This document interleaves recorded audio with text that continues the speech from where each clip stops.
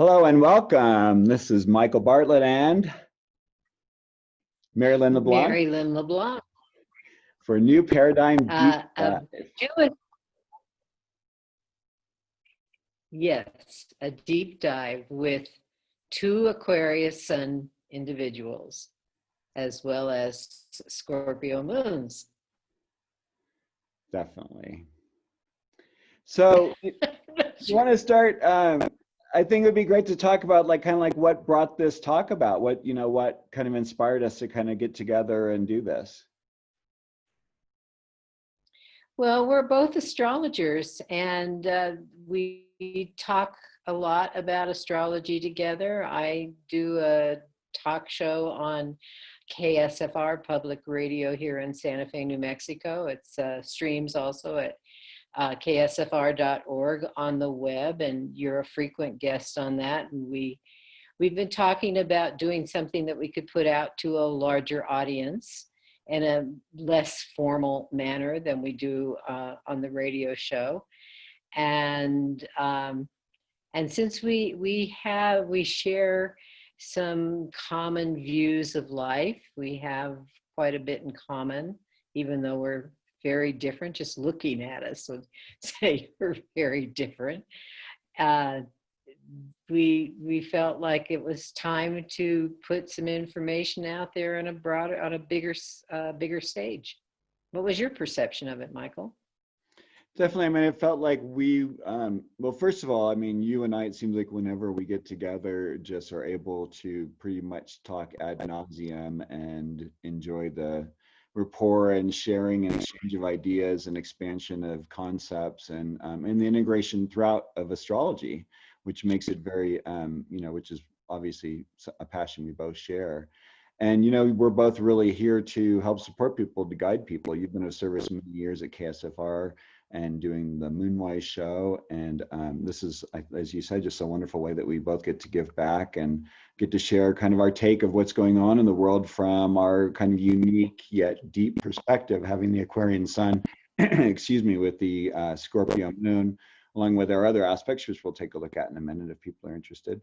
We'll kind of see into it. But, the first off was kind of like to come up with like a name. What would we name this kind of show? And so, I don't know, I kind of wanted to play with an idea of like both of our suns and both of our moons being, the Aquarian side, which is about, always this idea about new paradigms, and the Scorpionic nature, which is seeking something deeper, a deeper meaning, something that ties everything together in a way that makes a lot of sense and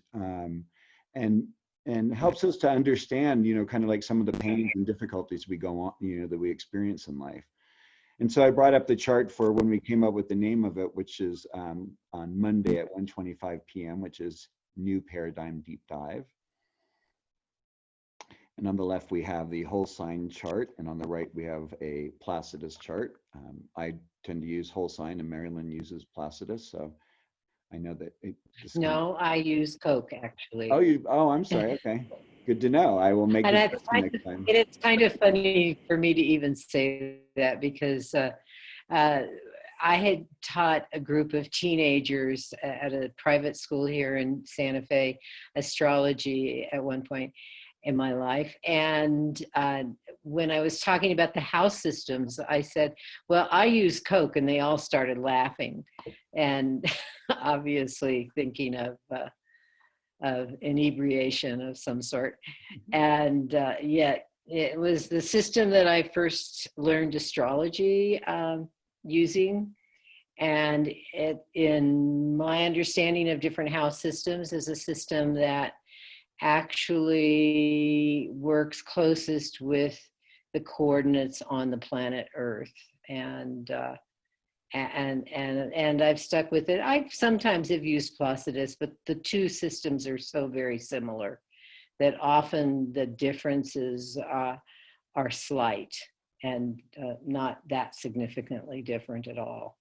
But with the whole house system, you've got a remarkable difference, which it puzzles me at times. And perhaps just looking at this one, one of the major differences is, well, wait, they're for 2 different days though, right? I don't have a time on this. They're Oh, yeah. both the same time and they're Okay, both they the same are day. the same one. Yes, exactly. But the one on the left, the whole house system, has the sun in the 10th area of the chart, and the one on the right has it in the 9th area of the chart. And this can happen in a lot of different systems. But you know, the one on the left kind of makes me think that we are doing this as a public offering to take a look at the beliefs and myths that we inhabitants of this planet are beginning to live in. And the one on the right refers more to the beliefs and assumptions behind this new paradigm. How's your take on this, Michael? Beautifully put. I mean, for me, it's interesting. I learned originally Placidus, and then when I heard about whole sign and began playing with it, it made a lot more sense because just kind of how it splits things up. But what's really important for everyone to understand who's listening is that it works. You know, that all the different systems work. You know, so finding a house system that resonates for you is really important, and we're not here to discourage or to put down any other house system. It's just more about what each of us finds is more usable. And I apologize for not realizing yours was Coke, and I will use that next time. But yeah, I actually do. And well, they're so similar. Yeah, exactly. Another comment though that I'd like to make. This whole sign system doesn't give the nuances that some of the other systems give. For example, you know, you see that arrow at the top that's pointing to what we would traditionally call the beginning of the 10th house, or the midheaven, the highest point of the chart. If you were at noon were to look, you know, what was up there at the time this chart was made. And you know, all whole house systems, regardless of what the chart is about, if it has Cancer on the midheaven, it's the beginning of Cancer. Whereas this other chart on the, what do you do? You're merging them? What are you doing, Michael? Oh my goodness, the video, the visuals. What are you doing with this? Well, I'm actually showing, it's funny because I find this to be a very interesting topic with astrologers, because there's all this thing like, oh, you know, this and that and everything. Each of these charts is always going to be the same. So what I did is I just took the whole sign chart, cocked it a little bit over off to the left, turned a little bit to the right, and moved it over to say basically that it's really exactly the same chart. It's just a matter of how we look at it. The difference between whole sign and any other system is that the angles of the chart become a sensitive point. It's not that they disappear. It's not that they are hard to find. It's not that, you know, it's just that you have to look for the MC and the ascendant.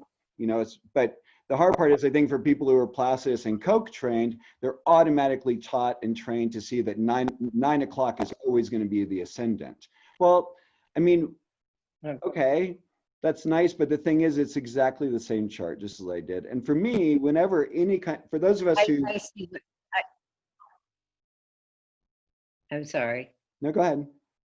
I see what you're doing, and yes, I automatically looked at the beginning of the first house and the beginning of the 10th house, instead of looking to see if you had AS for the ascendant and MC for the midheaven. And yes, then they are the same degrees, because in all the house systems, the ascendant, the angles, the ascendant and the midheaven, and of course each of their opposites, the medium Caeli, the MC, the IC, and the and the descendant, they're always the same no matter what house system you use. Yes, I see that. The thing, well, okay, so my point would not, the point I was trying to describe would not be lost in either of these, except that in your whole house system, well, I don't know, I've never used the whole house system. So this is kind of, you know, it's like the beginning of the house describes the energy there, whereas you have, and you change things around, and so you've kind of, what, you've changed things around. This is weird. I'm confused a little bit here, but it's sort of like you get a different, I get a different flavor of the whole house. And there's a subtle, you know, there's a subtle difference. You know, the house. For me, like, I look at it as being like, if you look at houses as being kind of rooms in your home, so to speak, and you look at the first house as being your entryway, your foyer, so to speak. I don't know, for me, whole sign houses make sense because you're walking into your foyer. How is your foyer gonna, I mean, sometimes, yeah, your foyer is maybe gonna handle, maybe you've got a bathroom in your entryway, or maybe you have something else like that. That would be maybe like an intercepted house. That's the thing that happens with Koch and Placidus, this idea that there's something kind of, you know, hidden within this larger room.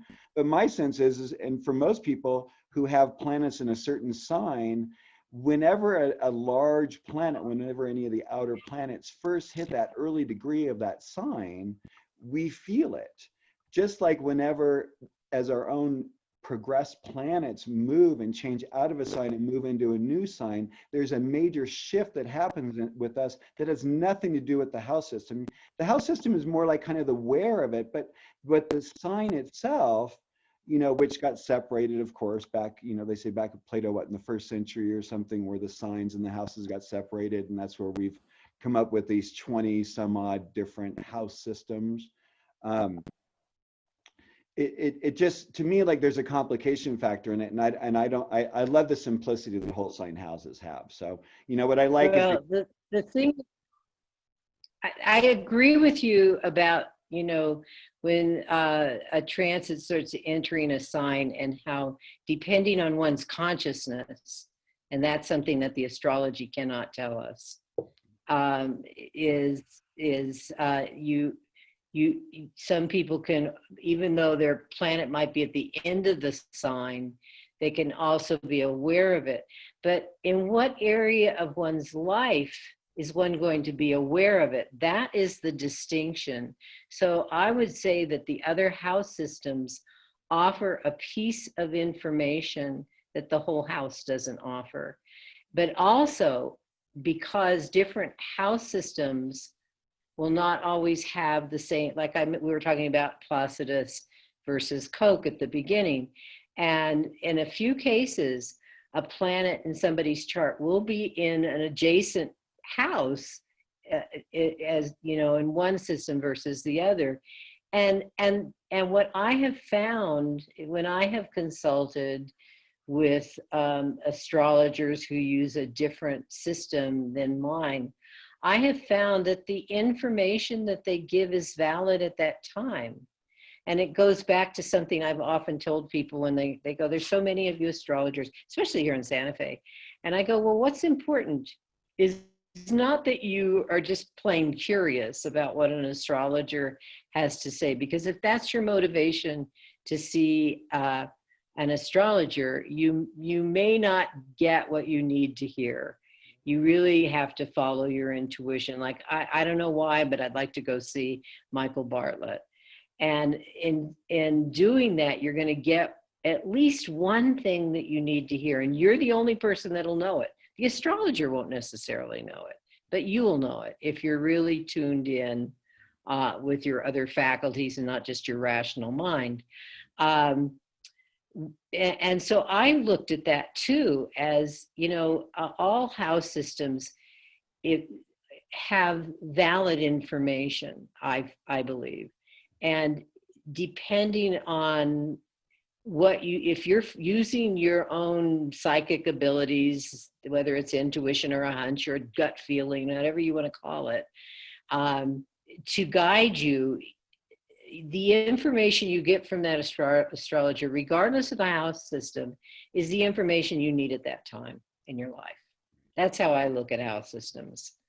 Yeah, I agree. And it's But very interesting. I would, go ahead. Well, it's interesting because you have some, I mean, I've had some, clients who have come to me and said, oh, well, I use such and such a house system, and therefore I want you to do the reading that way. And it's very interesting because I kind of have to say something along the lines of what you just said, is the reason you're coming to me is because of the way I've learned to look at astrology and the way that I've understand the energies based on the way I look at charts.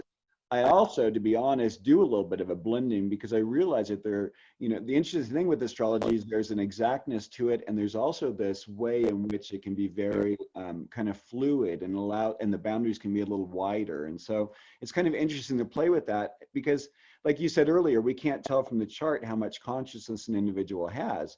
So the more consciousness an individual has, they're usually a little more aware of things that other people might not be aware of, given that the orbs would be larger. Yeah, and I'm not talking about, aware of their mental, like taking Mercury, for example, the way they rationally think and connect the dots. I'm not talking about that so much as a manner, perhaps, in the way that somebody does something. Like just to take a simple example, the manner in which they communicate, in which they talk. And it could have to do with body gestures. It could have to do with interrupting each other.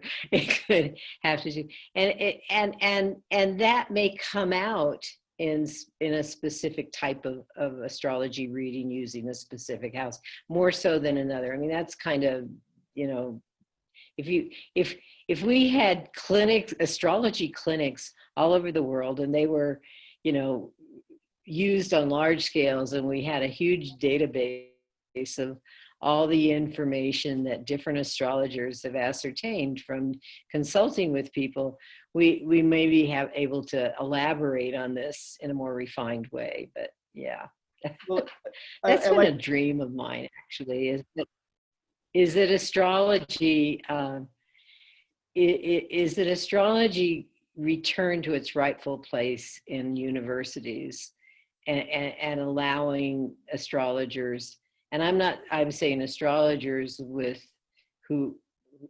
academic backgrounds as well, to do serious research with it. And some, very few have, partly because it's, that's an expensive process. That's the bottom line of it.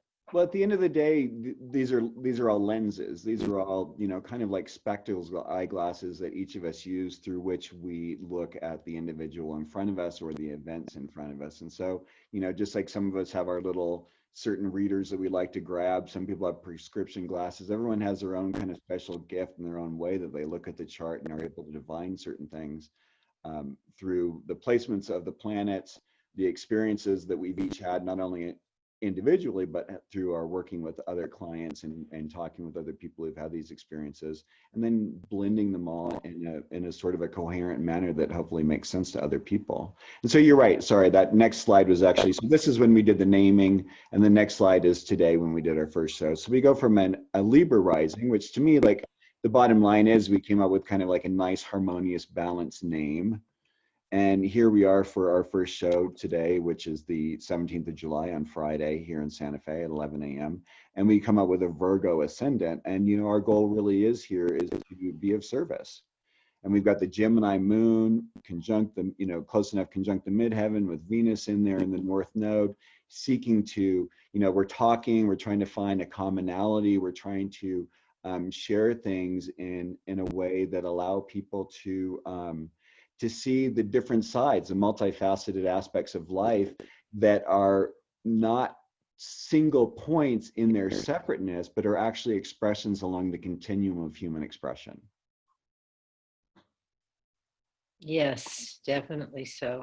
I thank you for doing this. I did not look at the charts for this event. it's kind of the kind of astrologer I am. It's sort of not my typical activity. But yes, it's very helpful. I know that we are doing this with the balsamic moon, which I thought was very appropriate in that the balsamic phase of the moon is a visionary time. And what we want to look at in our conversations are the basic beliefs and assumptions that humans are moving into in our lives. And I often think, you know, like right now with this pandemic, and I've said this a few times even on the air, is that this pandemic is an opportunity for us to begin to not only think about, but establish new ways of living on this planet. And God knows with climate change, we need that desperately. Mm-hmm. But also astrology has told us for a long time that we are shifting. You know, most people are very familiar with the ages from songs. I'm thinking back to Hair in the 60s, and, you know, this is the age of Aquarius. And there are some astrologers who think that we've entered the age of Aquarius back in that time, especially with the Uranus-Pluto conjunction in the mid-60s. And some of us have thought it came a little later. And I know Dane Rudyard, who's no longer a living astrologer, whose work has influenced my work tremendously, and who I have the utmost respect for, didn't have it arriving quite yet. I don't remember exactly the years that he kind of thought, but we're a ways from that. But given the nature of what's happening on the planet, and I like to use the Sabian symbols a lot for degrees. This is where I don't particularly care for the whole house system, because I'm very tapped into the degrees, each of the 360 degrees. Go right and there. The symbols for them. Go right here. Yeah. Well, I know that. Yeah, the degrees are there, but they're, you know, I'm placing them in a house system as well, because like I said at the beginning, it provides more information. Yes. But it's like the age is the 2,000-year-long zodiac ages that we refer to, like the Piscean age and now the Aquarius age. That precession of the equinox begins at the end of a sign and moves from the end of the sign to the beginning. So the Piscean age ended at the first degree of Pisces, which is symbolized by a public marketplace. You know, this whole interaction. And if we could say what has epitomized life on this planet at the end of the 20th century and the beginning of the 21st century, it has been consumerism and the corporate marketplace, completely for sure. And if we've moved into the Aquarian age, the last degree of Aquarius would be where that age begins, which is symbolized by the ruins of Babylon.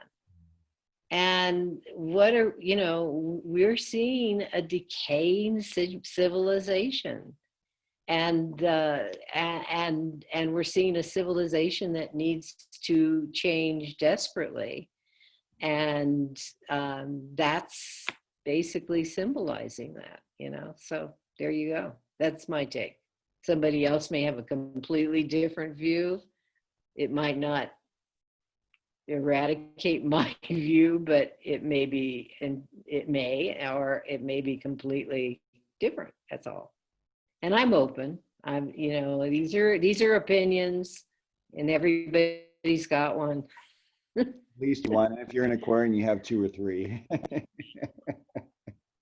Right, well, I mean, an age probably takes a little time to become, right? I mean, when we talk about that, when you go from like a full-on marketplace to the decay of a marketplace, that unless there's something like, you know, like when Pompeii exploded or there's something cataclysmic, it usually is something that cycles down, and that's what we're seeing right now. We're seeing this, you know, series of um, larger cycles, of course, that are going on this year, particularly astrologically, you know, down here in good old Capricorn, that basically is resetting the clock of the marketplace, resetting the ways in which we see success, the ways in which we see our sense of authority, the ways in which we use power, the ways in which we take advantage of the resources. Um, it's a you know, it's a real opportunity for the planet to be making a different choice. I also and I don't know if you want, but I put our two charts up. I mean, I don't know if you want to show that or and talk a little bit about what brought you to astrology or not, or we can talk about current events. I mean, this is a deep dive, so however we want to. Well, one of the things that I did was, you know, we're both Aquarius suns, and we're both Scorpio moons. We're all both last quarter moon phase personalities, but there's a lot of differences in that regard. And you know, for example, and you would have these, as you've been pointing out, you do in the whole sign, you do have the degrees, which is the most significant thing. I won't go there, but anyway, you were born with the sun at, I believe it's the 8th degree. I didn't write this down. Was it the 8th degree of Aquarius? 6. I don't really want our charts up. I'm sorry. No, it's fine. It's 6. But or this whatever. I mean, the symbol, the 6th. Okay, the symbol for it is a child born of an eggshell. Whereas the symbol for mine is a white dove, a messenger. Very different symbols. And I know for me, during most of my life, and actually during some past life regressions, I've played the role of a go-between, you know, the messenger. And what I know of you, Michael, is that there's a sense of universality about you. You know, you're not only an inhabitant of this planet, but you know, we both come from California, and the Northern California. Actually, we've lived or been in communities nearby in that respect, although we didn't know each other back there. But you also have these connections by family to people in other countries around the globe. So there's even though cosmic goes beyond that, there is this kind of universality about you in terms of your connections, etc. But also you've done, besides astrology, you've done other metaphysical explorations that take one into other realms. So there's, for me, in that symbolism, it speaks to a lot of differences. And go ahead. I have a third house sun, so I mean, I basically see the world as my neighborhood, so to speak. And then my moon is conjunct Neptune in the 12th house. So Scorpio moon, Neptune, 12th house. It's very, you know, yeah, I want to take people along on a mystical joyride to show that we're all part of the rainbow. And yet here's a real piece to add into that. Your moon is at a degree of Scorpio, the last degree of Scorpio, which is a Halloween gesture. And people who know you or get to be around you for a while know that there is a pointedness to you that, you know, comes, it's done in fun, but it's like very revealing as well, which, you know, the Joker can do. A friend of mine said it really well. A friend of mine said it really well the other day. She said, you have this desire to instill or to encourage people to be the best they can be through whatever means you can. And the truth is, a lot of people don't want to be any better version of themselves. And so, that can be, that's where I think I probably rub people the wrong way. Oh, well, that's the saddest thing about humanity, is that on some levels, people are not encouraged to evolve. See, I see ourselves here on this planet to evolve, to grow. And the most important growth we can do, in my opinion, is to develop and grow our consciousness on many levels. We can talk about consciousness another time, perhaps. But I think that is the most, and I'm not alone in that. I think Jung said something similar in his own words about consciousness. And yet, and I know in my own family, one of my family members has said on occasion, I don't want to change, when that has been put forth to that person. And that was so disappointing, it's very disappointing. Well, especially to think that someone, go ahead. I mean, we're seeing it in the country right now, right? I mean, there's this real interplay of people knowing that we have to change, and yet people who are really stubbornly stuck in their old patterns, even when they know it's harmful to other people, even when they know it's even harmful to themselves. I mean, people are eating things that aren't proper for themselves. They're listening to TV shows and radio shows that are promoting hate and violence. Not wearing masks. Not wearing masks. I don't know if our connection is there. Right. Yeah. Right. So yeah, it's amazing. The other thing I looked at too, well, I didn't even mention my moon, which is in Scorpio as well, but not at the gesture degree. It's close though. Yours is at the end, mine's at the 28th degree, just 2 degrees away from your moon. And that's symbolized by the king of the fairies approaches his realm. And for me, it's,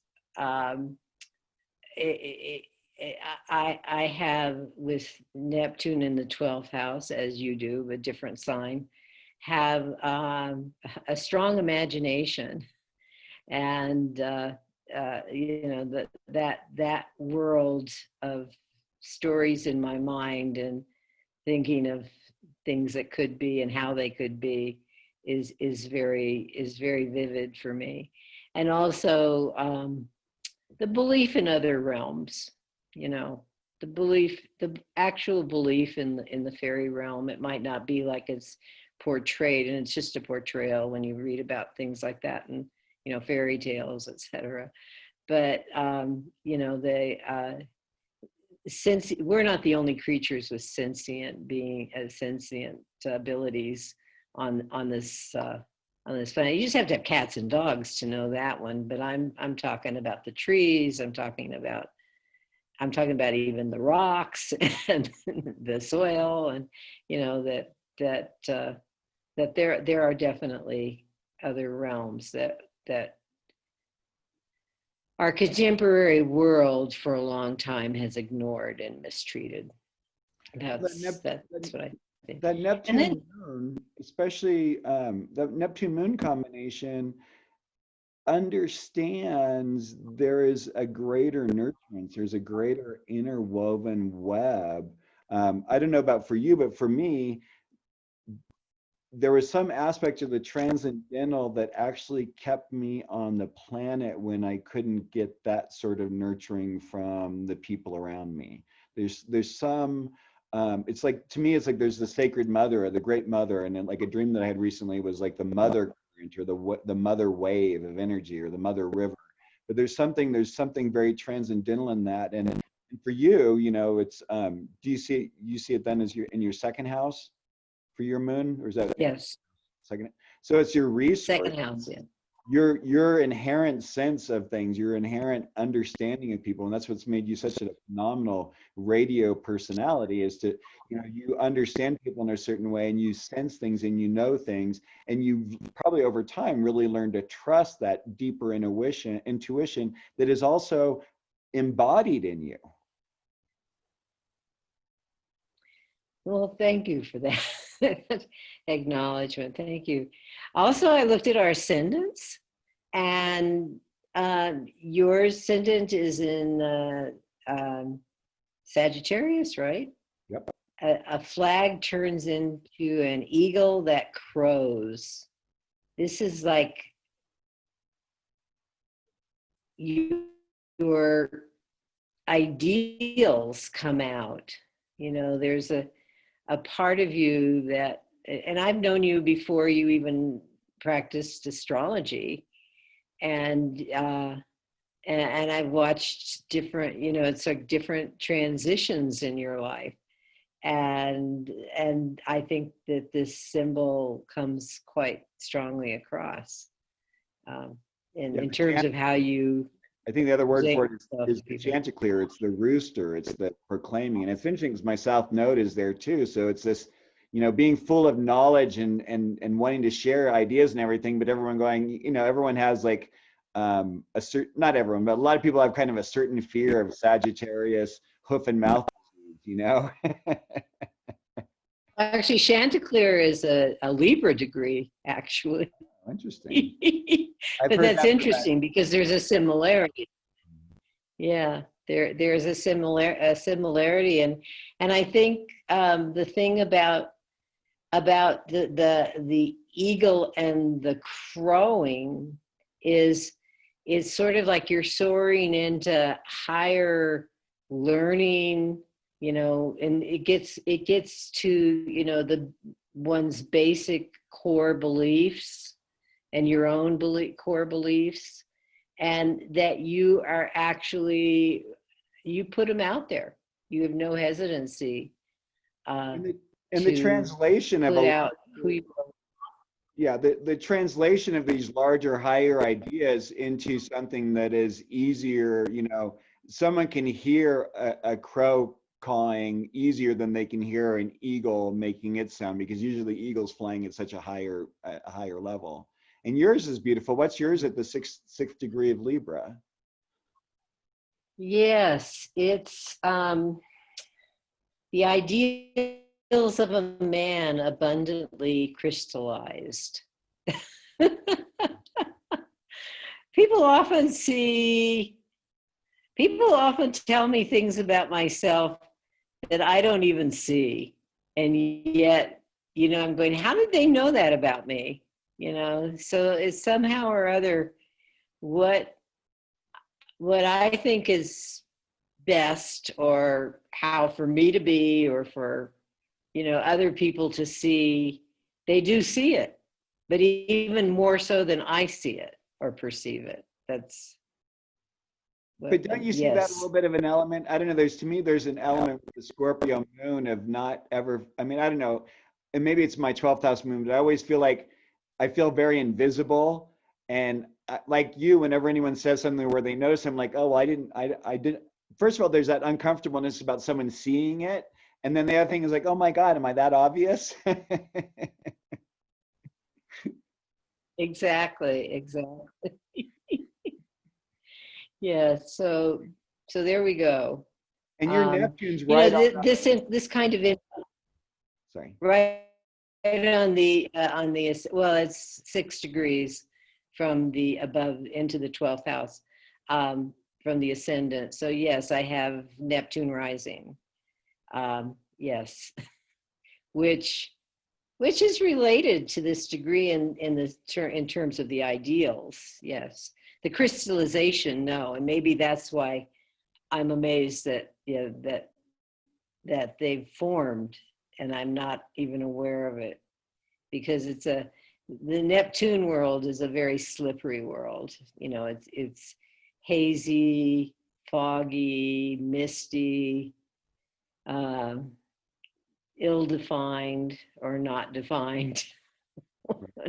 then it's touching on the like So the yes, and then it's touching the fixed frozen Scorpio moon, in both of our cases. So it's this interesting thing of like, how is it, it's there's a there's almost like this, there's a strength. I don't know. I've almost you talked about the shell earlier on with it being for my for one of my points, but like there's this element for me of this. There's an ostrich shell when it comes to the Scorpio moon. It's a tougher shell, and so when it touched that Neptune is almost it's that rock that's sitting on the shore that is continually getting hit by the waves, so that it softens all the edges, and it builds a relationship, and they're symbiotic, but they're two separate as well, right?